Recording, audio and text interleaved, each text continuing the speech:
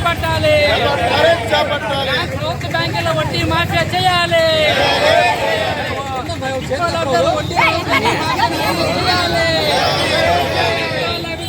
వడ్డీ మాఫియా అరికట్టాలి. గృహాల మౌలిక వసతులు కల్పించాలి. మౌలిక వసతులు కల్పించాలి. గృహాల ప్రాంతంలో ప్రభుత్వ పాఠశాలలు నిర్మించాలి.